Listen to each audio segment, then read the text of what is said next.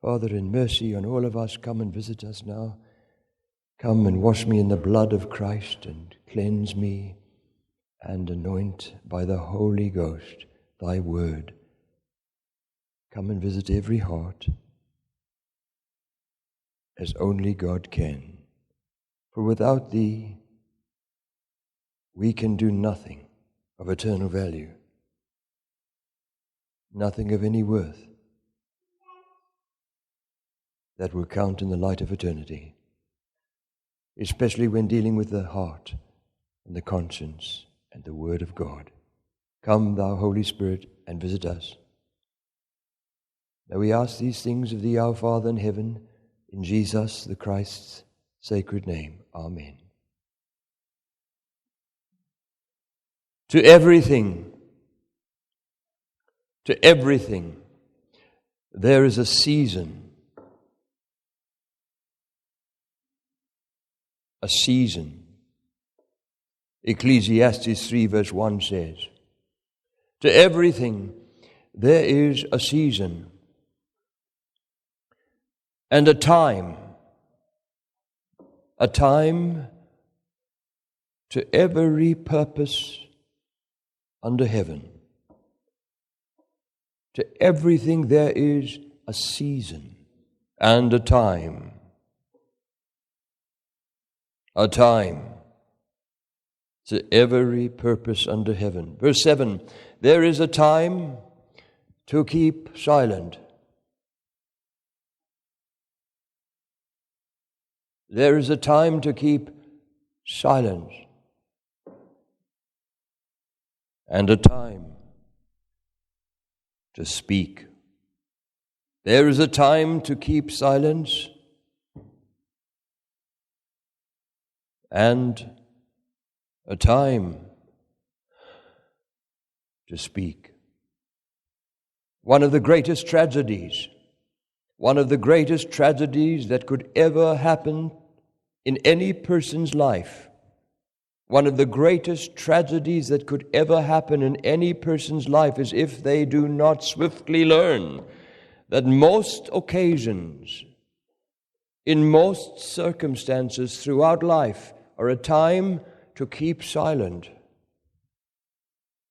I want to repeat that. One of the greatest tragedies that could ever happen in any person's life is if they do not swiftly learn that most occasions, in most circumstances throughout life, are a time to keep silent.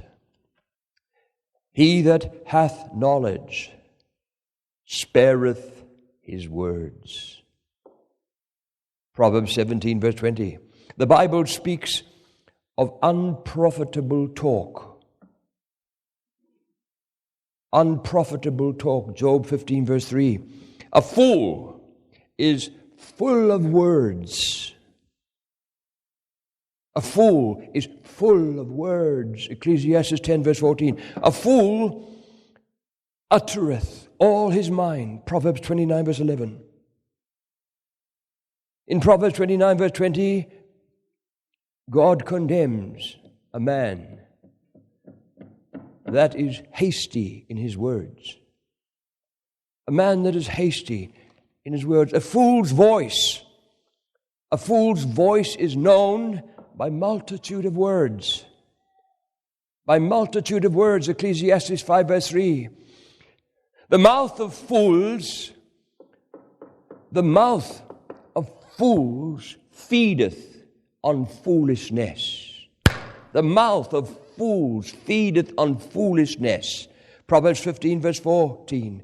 And then Proverbs 15 verse 2 says, the mouth of fools poureth out foolishness. Proverbs 15 verse 2. A good man out of the good treasure of his heart bringeth forth that which is good, and an evil man out of the evil treasure of his heart bringeth forth that which is evil. For of the abundance of the heart his mouth speaketh. Of the abundance of the heart his mouth speaketh. Luke 6 verse 45. those things which proceed out of the mouth come forth from the heart, and these defile the man. These defile the man. Matthew 15, verse 18. 1 Timothy 2, verse 16. Shun vain babblings. Shun vain babblings. What does that mean? Worthless talk. Worthless talk. Shun vain babblings, for they will increase unto more ungodliness. They will increase unto more ungodliness, and their word will eat as doth a canker, literally, and their words will spread as cancer. The lips of a fool will swallow him up. The lips of a fool will swallow up himself. Ecclesiastes 10, verse 12. A prating fool shall fall. Proverbs 10, verse 8. Literally, a babbling fool shall be ruined. Ruined, God says. The mouth of the foolish is near destruction. Proverbs 10, verse 14, if he's not careful. But if he isn't, a fool's mouth is his destruction. A fool's mouth is his destruction, and his lips are the snare of his soul. Proverbs 18, verse 7. Whoso keepeth his mouth and his tongue keepeth his soul. Whoso keepeth his mouth and his tongue keepeth his soul from trouble. Proverbs 21, verse 23. He that keepeth his mouth keepeth his life. He that keepeth his mouth keepeth his life, but he that openeth wide his lips shall have destruction. Proverbs 13, verse 3.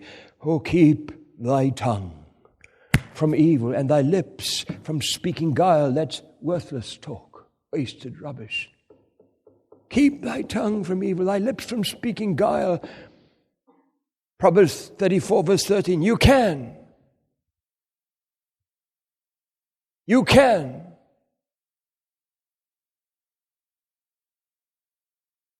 set a watch, O Lord, before my mouth. Keep the door of my lips.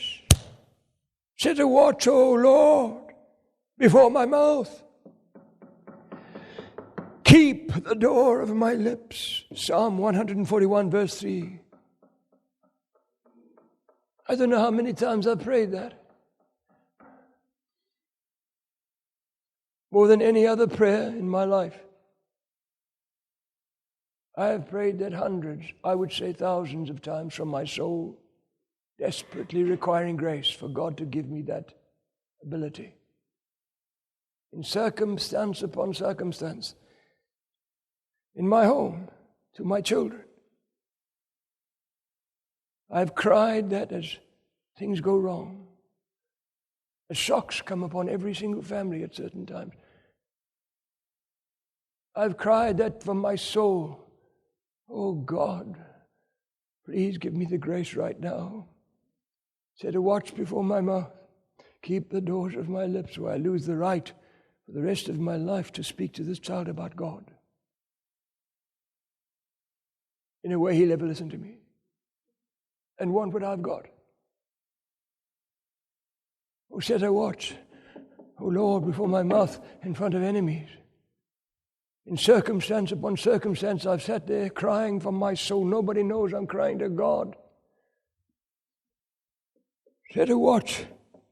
Now, God, please, before my mouth, keep the doors of my lips in this circumstance. Give me that grace. Psalm 141, verse 3. I am purposed that my mouth shall not transgress. Psalm 17, verse 3, even a fool, when he holdeth his peace, is counted wise. And he that shutteth his lips is esteemed a man of understanding. Proverbs 17, verse 28. Psalm 39, verse 1, I said, I will take heed to my ways, that I sin not with my tongue. I will keep my mouth with a bridle. I will keep my mouth with a bridle. If any man among you seem to be religious and bridleth not his tongue, if any man among you seem to be religious and bridleth not his tongue, but deceiveth his own heart, this man's religion is vain. That's worthless, literally. Worthless, God says. James 1, verse 26, keep thy tongue. Keep thy tongue from evil, thy lips from speaking guile. Psalm 34, verse 13. In the multitude of words, there wanteth not sin.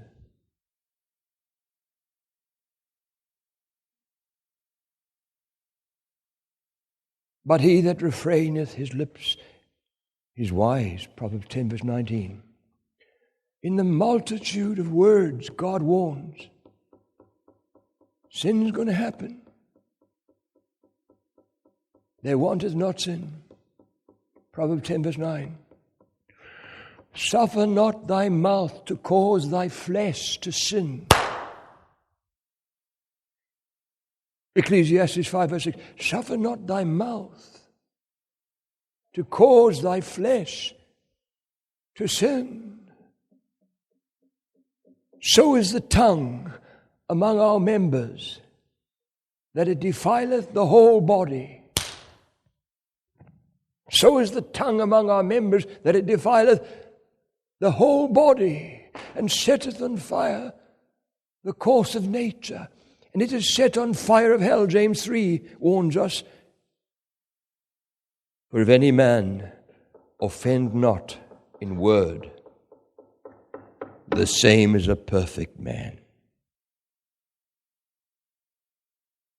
and able also to bridle the whole body, God says. James 3, verse 2. If any man offendeth not, you see, this is the tip of the iceberg. If you just fail here, you fail everywhere, God says. This is just the tip of the iceberg. If you fail here, you're in terrible failure over the sensual sins of your life. Terrible danger. Or God lied. This is the foremost proof of holiness, beloved. Get victory here, and you get victory everywhere, God says in his book, again and again. This, suffer not thy mouth to cause thy flesh to sin. If any man offend not in word, the same as a perfect man. Not ultimately perfect. That only happens when you go to heaven. At that moment, not before. Until then, you're growing. God's still chiseling you into the image of his Son. But in the light you've been given, you're in victory. More light comes. Right through life, the path of the just, those who are rightly related to God, is a shining light that shineth more and more unto the perfect day. There's no such a thing as ultimate perfection until you go to heaven, sir. But there is victory in the light you've been given. As we walk in the light God's given us. As he's in the light, the blood of Jesus Christ, God's Son, cleanseth us. Present continuous tense, from all sin. That is, sins committed in ignorance. Things we don't even know. But as light comes, to him that knoweth to do good and doeth not, to him it is sin. You see, when God refers to Leviticus 16, and the high priest would go and sprinkle the blood for all the people of God once a year, it was for sins, many things, but for sins committed in ignorance. And every single aspect of the Old Testament sacrifices is pointing why Jesus died. For sins committed in ignorance. Now you can live in victory in the light you've been given. And this is what God is speaking. If any man offend not in word, the same as a perfect man. You're living in the light. You've been given a victory. That doesn't make you perfect ultimately, though. But you're in victory. But if you fail here, if any man offend not in word, the same as a perfect man. In the light is given, that is. And able also to bridle the whole body, God says. You're in control. You're able to control. Suffer not thy mouth to cause thy flesh to sin. For in the multitude of words they wanteth not sin. It's coming. You will fail. So is the tongue among our members, that it defileth the whole body. Just this. And setteth on fire the course of nature. It's set on fire of hell. James 3 verse 6 warns. What man is he that desireth life, and loveth many days, that he may see good? Keep thy tongue from evil, and thy lips from speaking guile. Psalm 34 verse 12. 1 Peter 3 verse 10. For he that will love life and seek good days, let him refrain his tongue from evil, his lips that they speak no guile. Proverbs 4 verse 24. Put away from thee a froward mouth, and uncontrolled lips. You can. A man hath joy by the answer of his mouth, God says. Proverbs 15 verse 23. A man hath joy by the answer of his mouth. I remember years ago, up in the mountains of southern Africa, all the churches in the whole town canceled their meetings to combine to come and unitedly gather in this very large auditorium, one of the big churches. Every single preacher, even the Roman Catholic man, came along because all the other churches were, so there they all were. The last night of the series, I preached a sermon where I had memorized probably about 200 verses, and I just quoted them. And I didn't say one word, not one word outside of the Scriptures. That's protected me. For people who fight you condemn themselves if it's only God's word.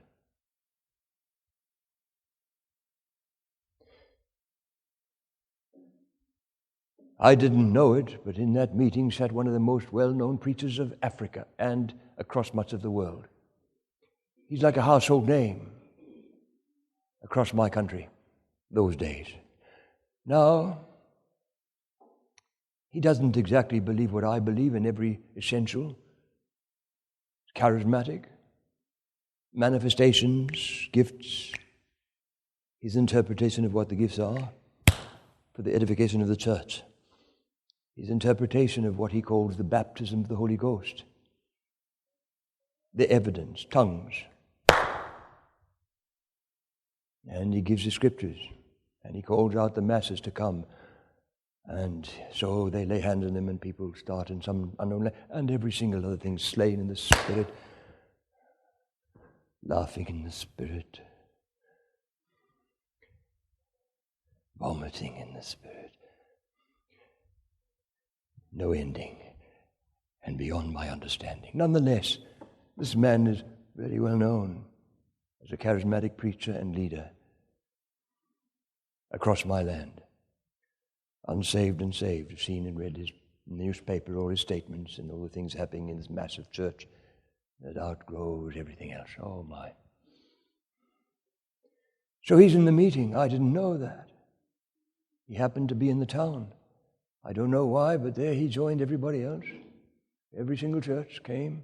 The place was filled to capacity. Afterwards, we went into the house. Now, up in the mountains, when it's cold up in Africa, you find the kitchen is the biggest room, because that's where a fire is always going. So it's not a small little kitchen. And that's where people gather. They have a big table and chairs everywhere. And people gather in the winter there in the kitchen, fast for fellowship. So after the meeting, the preachers, among other people who were godly influences for the meetings, there was about 40 people, maybe 50, in that room.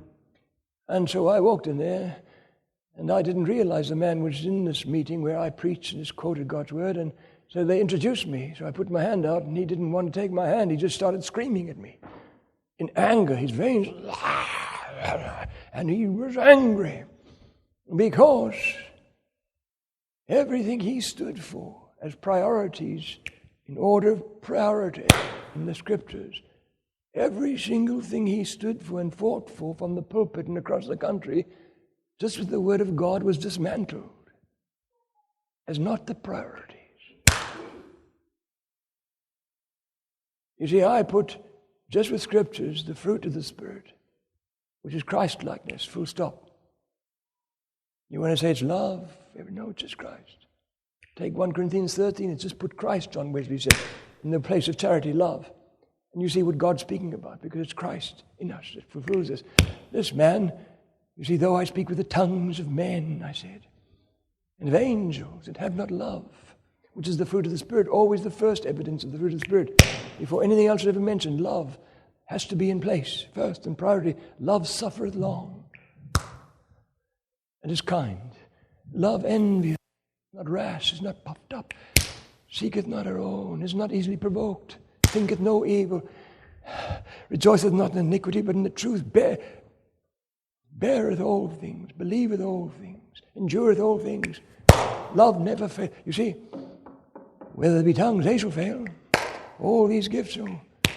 And I even went into chapter 14 to put the priority of the gifts with Romans 12, Ephesians 4, and every other place. It's always the least of the gifts, not even mentioned in Romans as a gift of any importance. One has to look at the whole light of all Scriptures concerning any doctrine, including gifts. Otherwise, you're in chaos. So I quoted 1 Corinthians 12, 13, and 14 to show what Paul was crying to no one, that you need to seek tongues,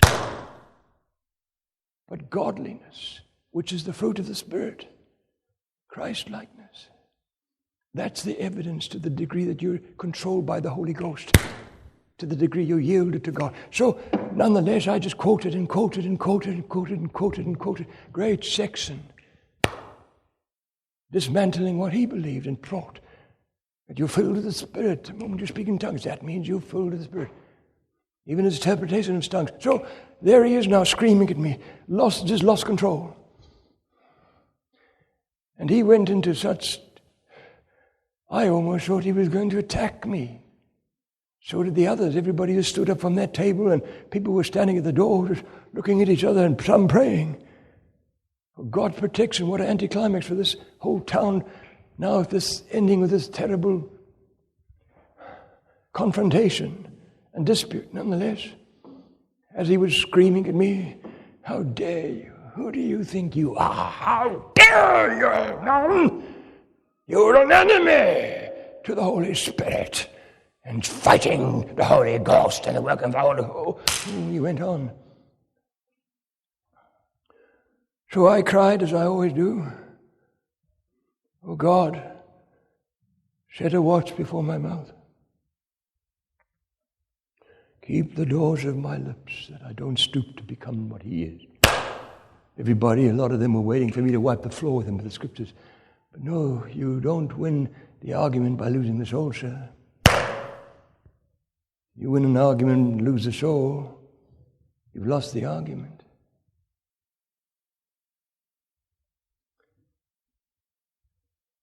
Set a watch, O God, before my mouth. Keep the doors of my lips, God. I just sat there praying that, watching him. It wasn't easy. I was shattered at the way this man spoke to me. It was so hatred and anger and resentment. Eventually there was a pause in his speaking, and he just looked at me. So I spoke. I said, "I read in the newspaper that your wife is very ill. I'm so very sorry. I heard she suffers very badly and came close to death. I'm so sorry, sir. How is he doing? You know, he couldn't believe what I said. That I just changed the subject. That I didn't defend myself. I didn't answer him. Didn't attack him back.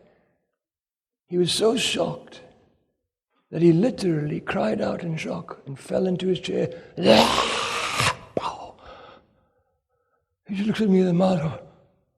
He'd never ever met a Christian in his life that didn't fight back when you touch his doctrine in anger. He never thought there's such a thing. He's never experienced. He wouldn't have reacted like that. And there he sits in, shaken to the core.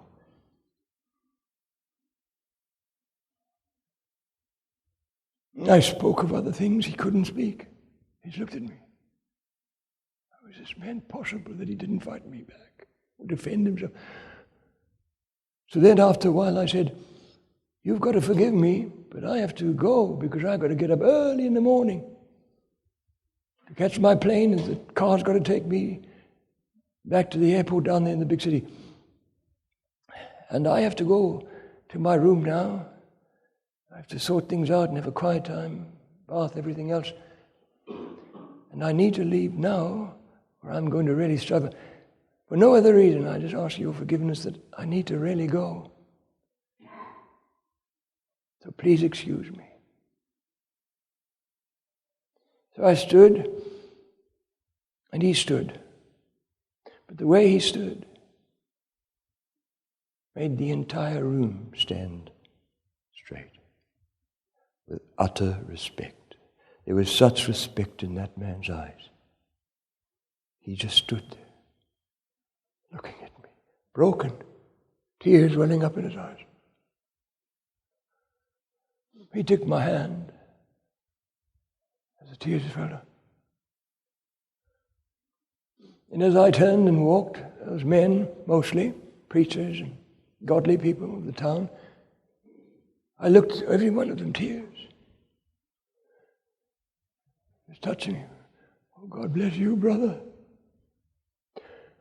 Thank you, brother Daniel. So I walked down the passage to my room, and as I walked, joy welled up in my heart. Not pride that I had done something in my flesh. No. Not my joy that somehow I had done the right thing. You see, the joy of the Lord is your strength. He's not up there, He's in you. And the grief you always experience is failure, 99% through here, which begins and causes most failure. Get victory here, you get victory. Now, on my room, the joy just welled up, and I worshiping the Lord. That He gave me grace. God's joy by the Holy Spirit in you just welled up in my, and I was overflowing with joy. The joy of the Lord. A man hath joy by the answer of his mouth. God says. And I experienced it that night. God's joy. And sometimes you find God's grief in you when you didn't pass the exam. In any circumstance, in the school of God,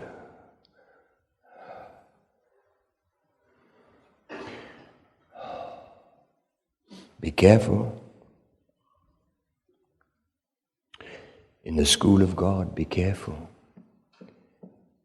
A man hath joy or grief written across his face by the answer of his mouth.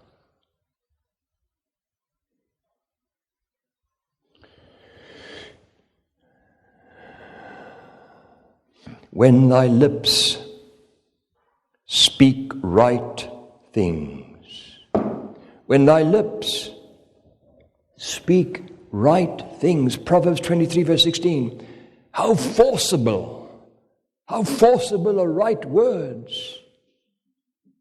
How forcible are right words. Job 6 verse 25. A word fitly spoken. A word fitly spoken. Proverbs 25 verse 11. Let your speech be always with grace.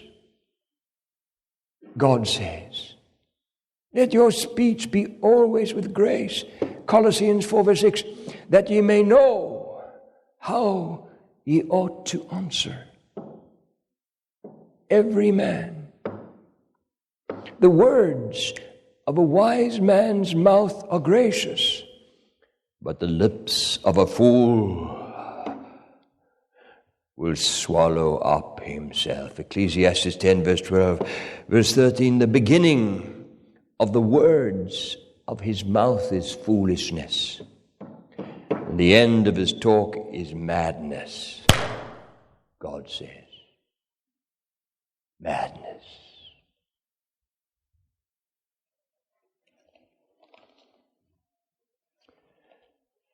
That thou mayest regard discretion, and that thy lips may keep knowledge. Proverbs 5 verse 2. The lips of the righteous know what is acceptable. I want to repeat that. The lips of the righteous, those who are rightly related to God, know what is acceptable. In the lips of him that hath understanding, in the lips of him that hath understanding, wisdom is found. Wisdom is found. Proverbs 10 verse 13. A woman that feareth the Lord, Proverbs 31 verse 30, openeth her mouth with wisdom. Verse 26. And in her tongue is the law of kindness, but excellent speech becometh not a fool.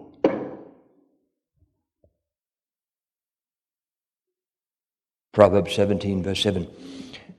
Proverbs 59 verse 12 warns us of the sin of their mouth. The sin of their mouth. Paul warns us in Romans 6 verse 19. Neither yield ye your members as instruments of unrighteousness unto sin. I want to repeat that. Neither yield ye your members. You see, James 3 verse 5 says, the tongue is a little member, and boasteth great things. Behold, how great a matter a little fire kindleth, and the tongue is a fire, a world of iniquity. So is the tongue among our members, that it defileth the whole body.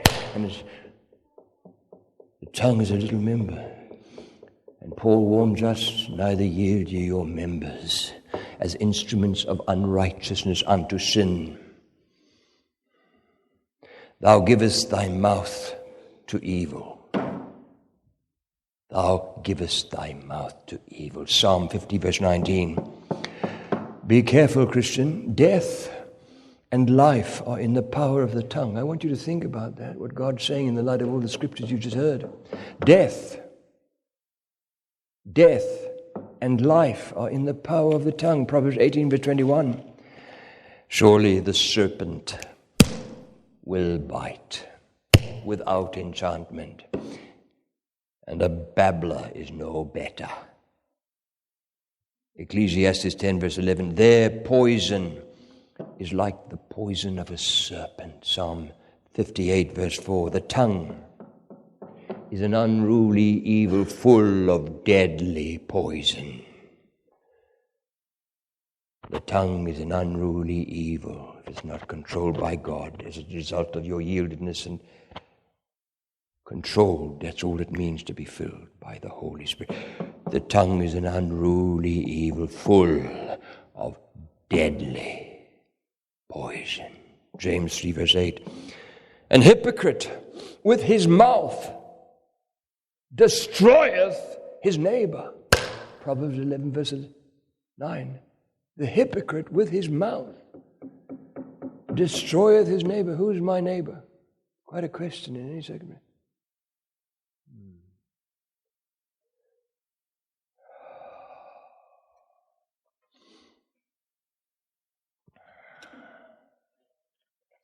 destroyeth his neighbor.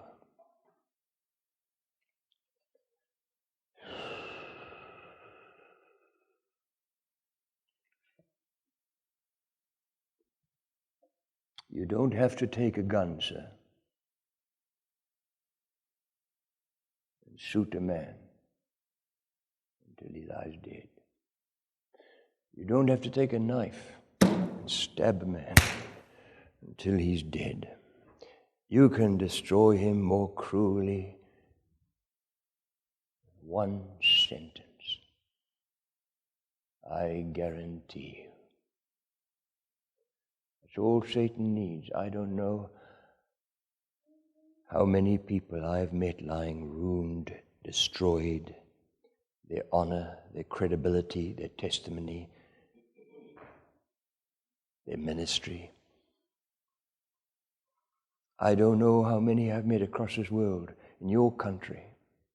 A man in one of the most revered theological seminaries in the world was destroyed by one sentence of two students who took exception to his discipline of them. That man was excommunicated, ostracized. His family threw him out in disgust and shame. He was on the streets, divorced, disowned, dishonored, and destroyed. I don't care what your doctrine is. That man was destroyed.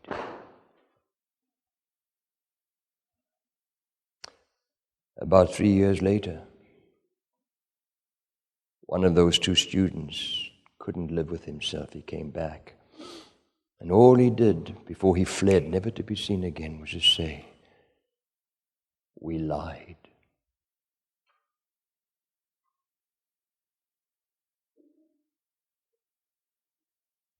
It wasn't the truth.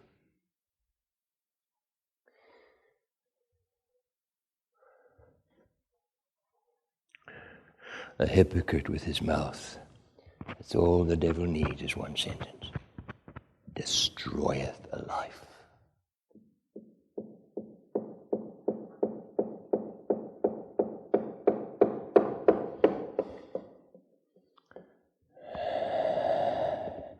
Proverbs 16, verse 27, an ungodly man diggeth up evil, and in his lips there is a burning fire. The tongue is a fire, James warns. An ungodly man diggeth up evil. He's got to find something to destroy. He that uttereth a slander is a fool, God says. Proverbs 10, verse 18.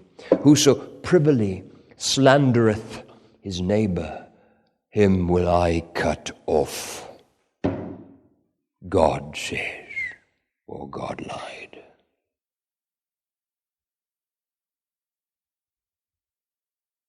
Him will I cut off, that is, destroy. Psalm 101, verse 5. Their tongue is as a sharp sword, God says. Psalm 57, verse 4. Swords are in their lips. Psalm 59, verse 7. The words of his mouth were smoother than butter, but war was in his heart. That's a dangerous man. Oh, I've met them. You don't know what they're about to do with you in the words. A hypocrite is an incredibly good actor.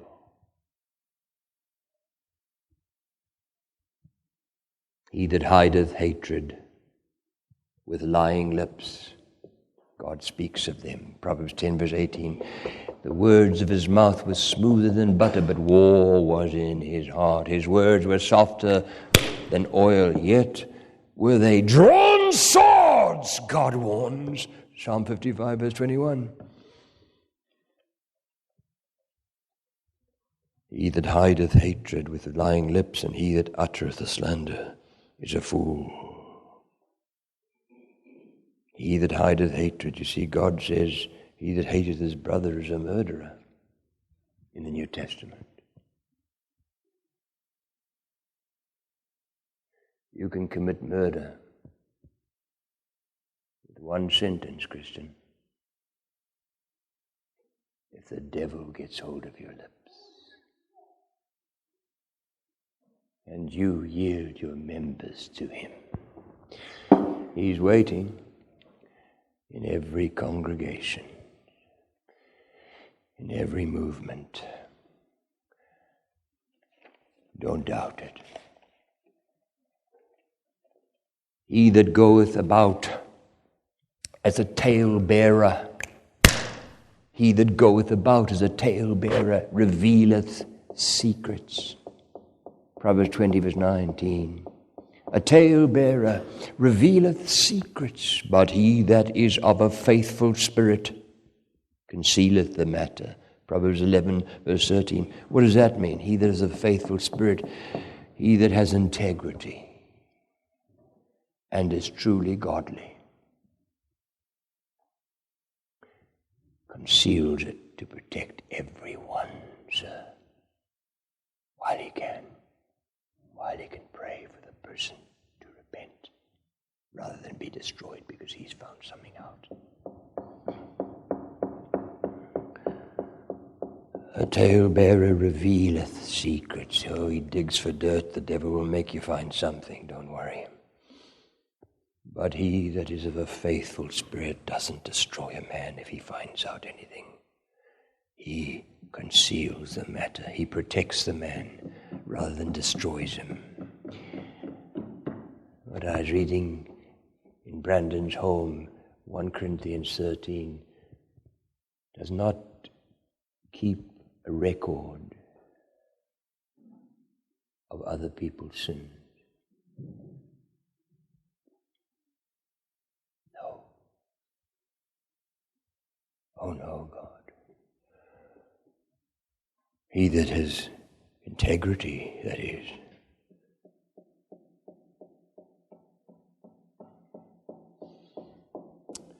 In Port Elizabeth, back in southern Africa, very large city, I saw a young man many years ago now, and he looked so filled with sin that my heart just sunk. As I looked at him with these, I don't know, like a mohawk hairstyle, and there he was, gloating at me. He knew I was a preacher. And so I walked up to him, and I said with a loud voice, and I just found myself broken looking at him, "You need God. You need God desperately. You need to seek God to save your soul before you do something terrible in this world, young man." And then they called me. I couldn't say another word. I'd love to have. That night, he took a knife, him and a friend, grabbed a woman off the streets down at the beach of a city, dragged her into the field, and did the most atrocious things imaginable that sinners would do, who've given themselves over to the devil unreservedly. And then, after their wickedness, they took a knife and stabbed her 24 times, ripping, not just stabbing. They were determined no evidence for their wickedness is going to be left. This woman is dead. Stabbing. By a miracle, no one can even comprehend.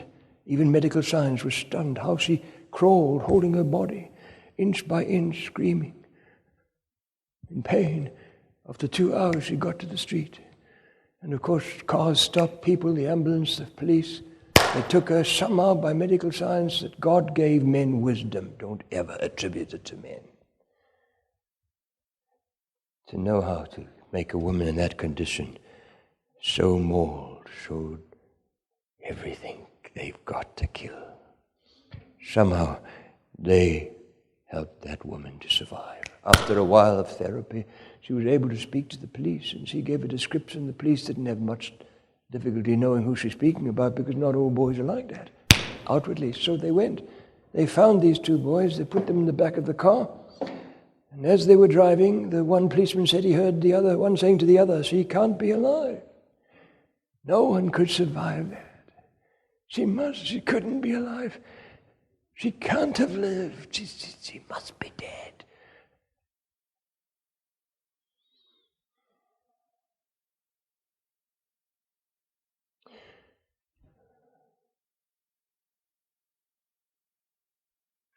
jailed for life.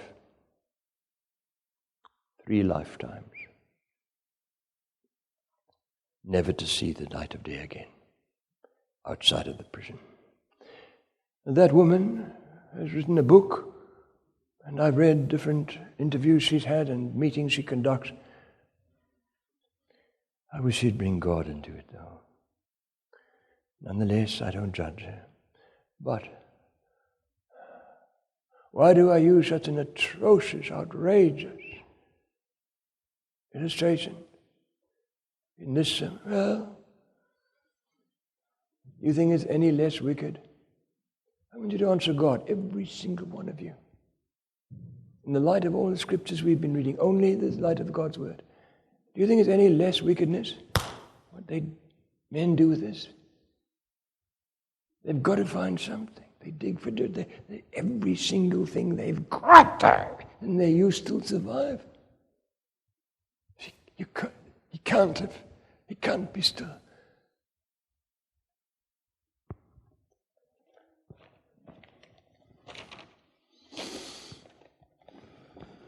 Oh, be careful what you do with your lips to destroy someone else. When those men took up stones in anger and indignation and sin to stone to death a woman who they caught in adultery, they had scriptures justifying now to kill her. But Jesus, as she cast herself at Christ's feet, he shouted with a loud voice to these men as they were casting the stones already, "Let him who is without sin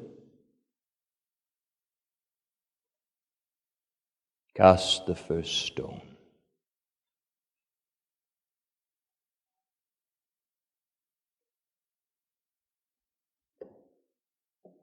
Then Jesus stooped down, the Bible says, and in the stunned, shocked silence of men's consciences unable to move, on the ground, on the sand, he began to write with his finger on the ground. One by one, every single man put down the stone.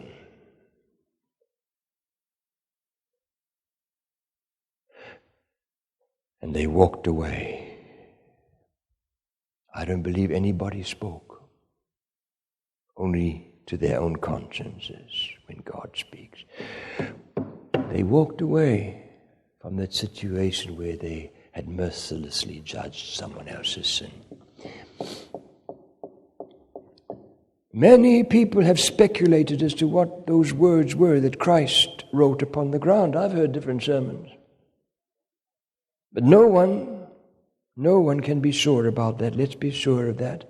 And I'm not sure about it. But personally, I think it could have been the words that he had already uttered a few chapters before. Some men's sins are open beforehand, like this woman found out here on earth. Face the condemnation of men. Some men's sins are open before and going before to the judgment, and some men, they follow after. 1 Timothy 5:24. Some will face judgment on the day of accountability to God. Christ says. Which is why Jesus warned us all in Matthew 7 verse 1, judge not, that ye be not judged. For with what judgment ye judge, ye shall be judged. And with what measure ye mete, it shall be measured to you. Again, God said, or God lied. In case you say this doesn't apply to you through grace and a little prayer after you've destroyed someone.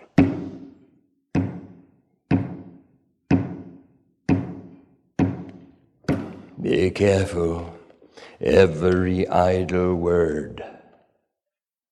Every idle word. Oh, that little statement in the light of all the Scriptures. That men shall utter, they shall give account of on the day of judgment. God said or God lied. You say it's sacrilege to say such things of God. No, it's sacrilege not to say that, not to believe that. God doesn't mince words like we do. Every idle word that men shall utter, they shall give account of on the day of judgment. For by thy words thou shalt be justified, and by thy words thou shalt be condemned. God said. God said. But now we need to be very careful and prayerful as to what to do when people cruelly attack me and try to destroy me. All that hate me whisper together against me. Against me do they devise my hurt. Psalm 41 verse 7. Come and let us smite him with the tongue. Jeremiah 18 verse 18. Literally, come and let us destroy him.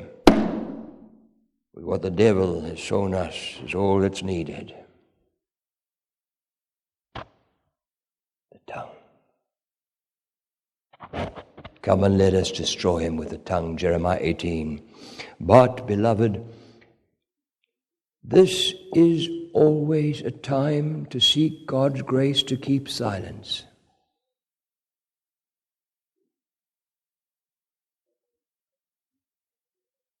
You say, Paul rebuked a sinner, gave him over to Satan.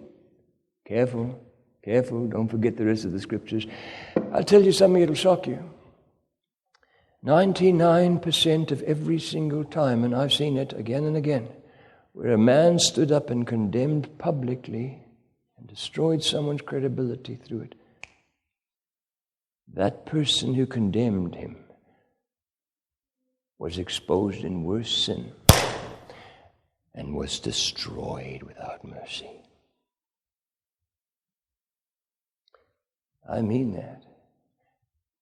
On that alone, I become scared before I open my mouth.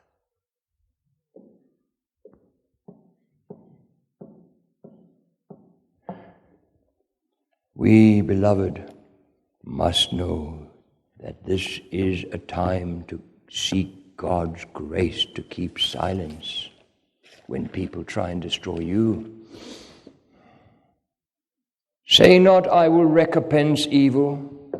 Say not, I will recompense evil. I will pay back, repay evil. Wait on the Lord, and he shall save thee. Proverbs 20, verse 22. Wait on the Lord, and he shall save thee. Strewn across the pages of the sacred book, you will find that there's the message of the cross, Old Testament and New. Strewn across the pages of the sacred book, you will find there's a message of the cross, but there is also the example of the cross. If you miss that, you miss everything. Old Testament and New. There's the message of the cross, but there's also the example of the cross. Isaiah 53 verse 7, he was oppressed, he was afflicted, yet he opened not his mouth. He's brought as a lamb to the slaughter, and the sheep before her shears is dumb, so he openeth not his mouth.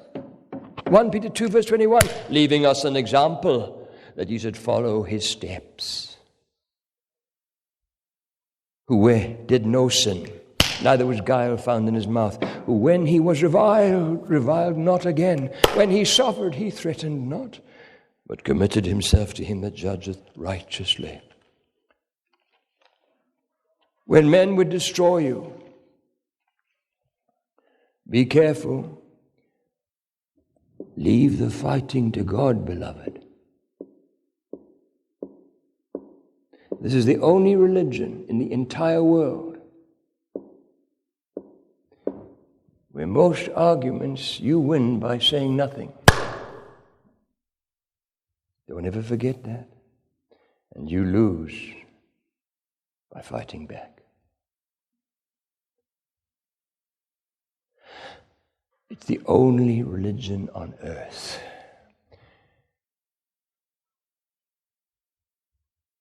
I would say 99% of the circumstances you face in life, you will win the argument, no matter what men are doing against you, if you seek grace to keep quiet.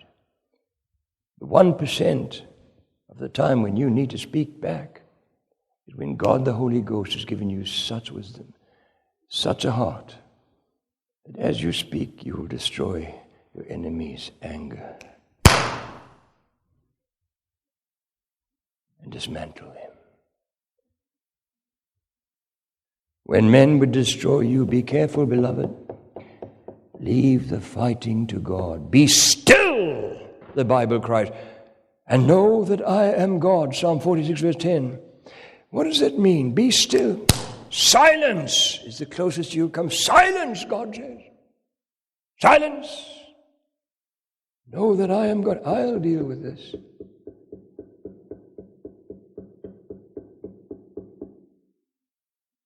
If you let me.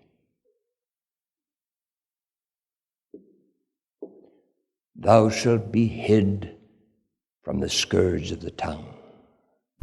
Job 5, verse 21. Thou shalt keep them secretly in a pavilion from the strife of tongues, the Bible says. Psalm 31, verse 20. In the time of trouble he shall hide me in his pavilion, in the secret of his tabernacle shall he hide me. Psalm 27, verse 5. Thou art my hiding place, O God. Psalm 83, verse 3. You don't have to go back to the house a few miles, hide in a room to find safety. No. You'll find God. You can be in your hiding place in a crowd. As men try and destroy you, you flee in your heart to God, and you find God protects you in that hiding place. There's a prayer in a song we sing, hide me. Oh, my Savior, hide, till the storm of life is past. Safe into the haven guide. Thou art my hiding place is a wonderful, wonderful concept of Christianity. These things drive us to find God in a way we would never have ever found closeness to Him. Psalm 73, verse 7, verse 3, be thou my strong habitation, whereunto I may continually resort. For thou art my fortress. In the shadow of thy wings will I make my refuge, until these calamities be overpast. Psalm 57, verse 1. He that dwelleth in the secret place of the Most High shall abide under the shadow, that's the protection of the Almighty, because thou hast made the Lord, which is my refuge, the Most High, thy habitation. There shall no evil befall thee. You see, with every single promise in the Bible is a condition. God has no holy obligation to fulfill His side until you fulfill yours.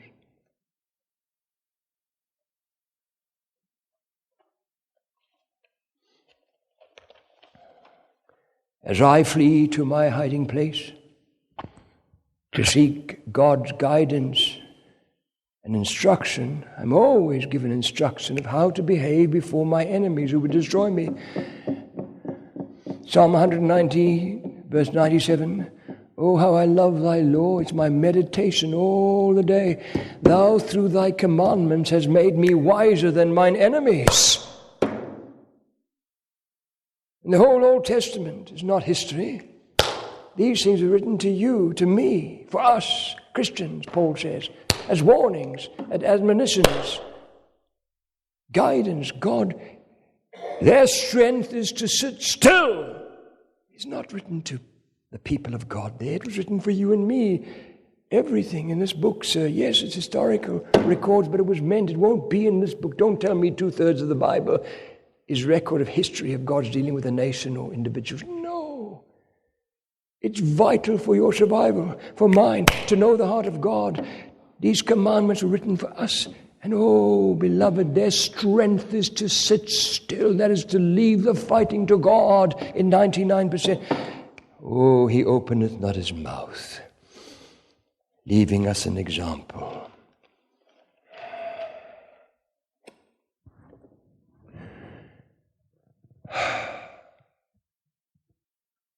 You see, God has given us promises in the Old Testament for right now.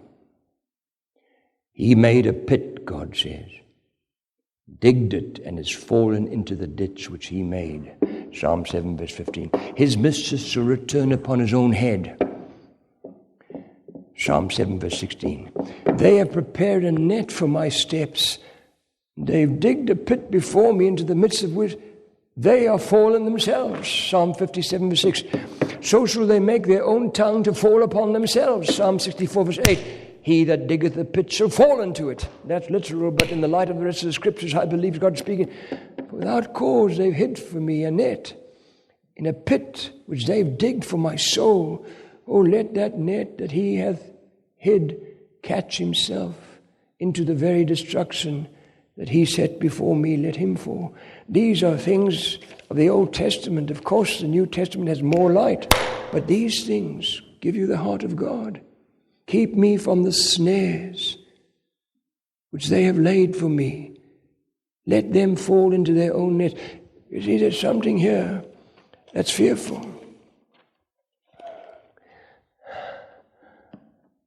Without exception, every single man, and there have been so many that you will not believe it. I can't share. I couldn't. That have tried to destroy me. When I found out to the extent of what they were saying, of course I fled to God.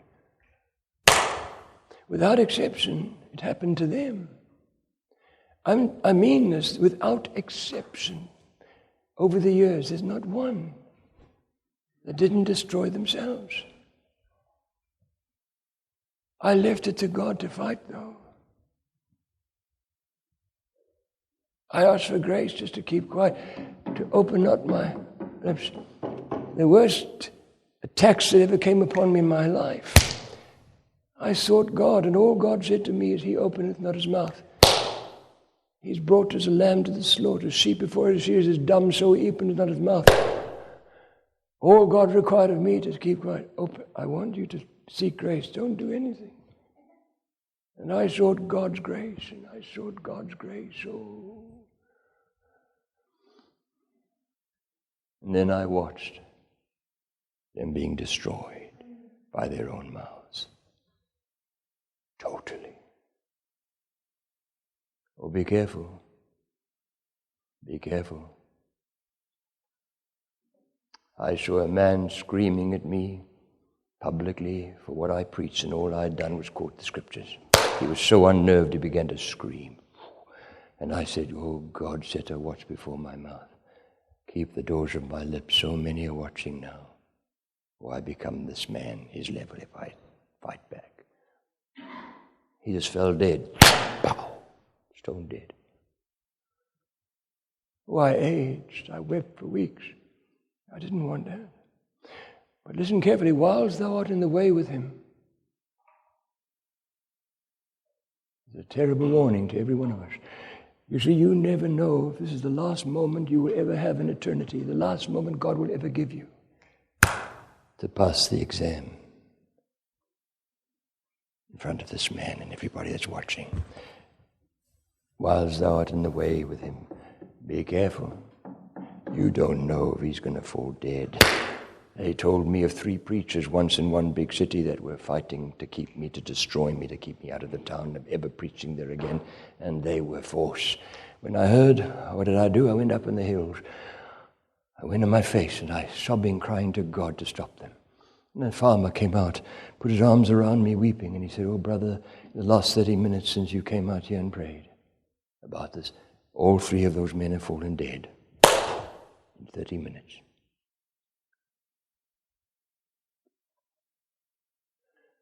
I aged a couple of years in the next 2 weeks that happened and said, God, I can't serve thee if this happens to people who try to destroy me. I don't want that. But I did learn something where God says, love your enemies. It isn't just to prove a point. Bless them that curse you. Do good to them that hate you.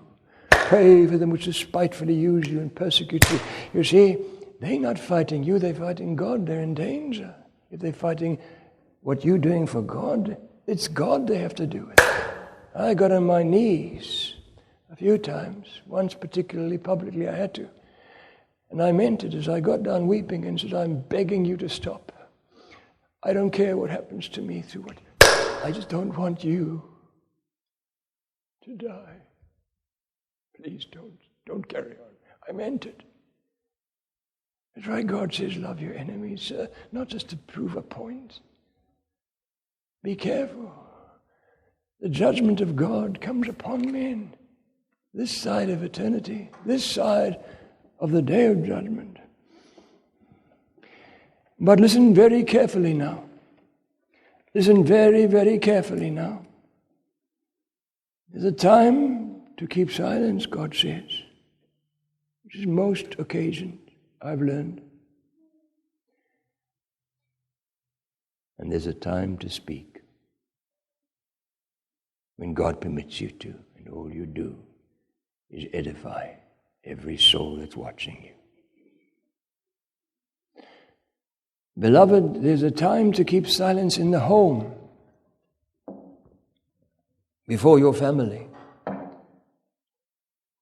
Keep the doors of thy mouth from her that lieth in thy bosom. Micah 7 verse 5. That's your wife. God says there's times you've got to stop speaking to your wife. Not generally, but about the things that make you could lose her. In its context, when a man's enemies are the men of his own house, you don't know how cruel an enemy can be until you get one in your own family. He's talking about the consequences of the gospel of Christ, a life who gets saved and faces the consequences now of his separation from evil in the house. You didn't have to go down the road to some wicked people who you used to sin with. In your house, those who don't want God. It doesn't mean you're seeking God, presses buttons, and everybody in your house is seeking God. No ways.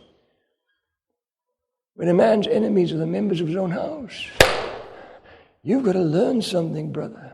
It's mostly a time to keep silent. You've made your stand. They know it. Their hearts are condemning them. But if you keep going on, coming down on them, expecting to live the saved convictions of a saved man while they're unsaved, you're wrong. You're going to lose your wife, sir. I know men in this country who lost their wives because what they said was right. It's wrong. This stops. But you don't say that to unsaved people. Beginning in the home, that isn't going to save them. I know people who've lost their children's heart and their wife's heart, vice versa, forever, who left divorced, separate, because they couldn't keep quiet. Their convictions, and their anger, their indignation at wrong in the house. Listen, brother, there's a time you've got to stop speaking to men about their sins. And all you do is speak to God, or you lose those men. There's a time you keep quiet, you silence to people. They know your convictions. Their hearts are condemning them. They know you're on your knees weeping as they're watching television, that you used to laugh with them at the moral decadence. They know the music. They know this is, now you didn't mind before, but now these are moral suggestions, these blasphemous statements. The moral decadence in most music today. Now you can't bear that. They know. And their hearts are condemning them. Let me tell you, the greatest sermon in the world is not when you get them to hear some great preacher. It's your life. But a life that has the grace, yeah, won't do what has happened across this world. And I've been in many, many, many, many homes where men lost, one man, his wife's divorcing him. She can't bear another minute of him with his convictions. I know him in another country. I was in his home. And so he phones me. She's divorcing me. The kid left me. They want to be there. They don't want me. I said, listen, brother, go to the book of Proverbs. Take a highlighter and carefully on your knees and prayerfully highlight every single verse that says what God says you must do with this in every circumstance. Highlight it. And then what you've highlighted, read every day. It'll take you a few minutes. And ask God for grace that day to live it. It might stop her. You know she stopped the divorce. She doesn't want a divorce anymore. Yes, give time, but how many children hate as enemies? Don't want you.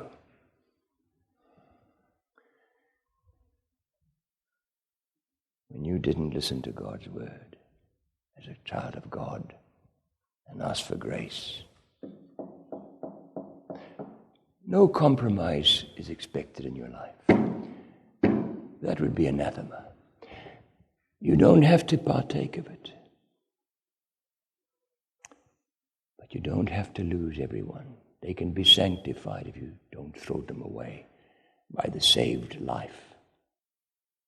1 Peter 3, I can give you passages upon passages. Be in subjection to your own husbands, that if any obey not the word, they also may without the word be won by the conversation of the wife, the life of the wife, while they behold your chaste conversation coupled with fear. Whose adorning, let it not be that outward adorning of plaiting your hair, wearing of gold, putting on of apparel, but let it be the hidden of the man, of the heart, that which is of a meek and quiet spirit. You win him, don't leave him, and don't drive him before you've got time for God to win him through your life. I'll tell you what, most victory, beginning in the home, is here in Christianity. When your wife opposes you for your godly convictions, you could lose her, sir. Vice versa, lady. You have to seek God for grace. And he'll give it. Always be slow to speak, slow to wrath. James 1 verse 19, especially in the home. It's always in that order. Seek God for the grace to keep quiet before you speak your mind out all the time and get them to have it. Slow to speak, slow to wrath. He that is soon angry, that's quick-tempered, dealeth foolishly, God warns. Proverbs 14 verse 17. He that is slow to wrath is of great understanding. But he that is hasty, impulsive, short-tempered, exalteth folly. Proverbs 14 verse 29. The discretion of a man deferreth his anger. I love that. And it is his glory to pass over transgressions. That doesn't mean to condone. This your face doesn't condone. But be careful of your words. You could lose them. They will hate you so much if you don't ask God for grace. You see, Proverbs 15 verse 1 says, a soft answer turneth away wrath, and I tell you it works. Home upon home. Seek God for that grace and he'll give it to you, but you've got to want it in a way that he will give it to you. A soft answer always will turn away wrath, sir, but grievous as harsh words stir up anger. You don't want to do that and lose your family, do you? Answer God. Answer God. If I have wounded any soul today, if I have caused one foot to go astray. If I have walked in my own willful way, O Lord, forgive. If I have uttered idle words, O vain, if I have turned aside from want or pain, lest I myself shall suffer through the strain, O Lord, forgive. If I have been perverse or hard or cold, if I have longed for shelter in thy fold, when thou hast given me some thought to hold, O Lord, forgive. Forgive the sins I have confessed to thee.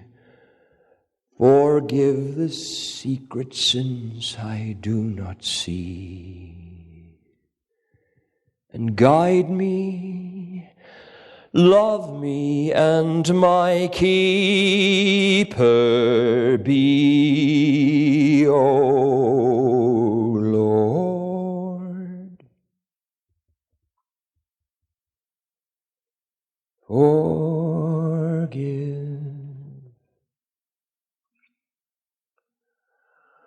Father, take this message. As thou hast promised, my word shall not return unto me void. I will never force it on a man, but to every single man, woman, and child in this building and in this world that embraces thy word willingly, of the choice, their own free will, it will make them godly and stagger the powers of hell as they seek grace to live it. Do this with this message from this night in every heart that wants God.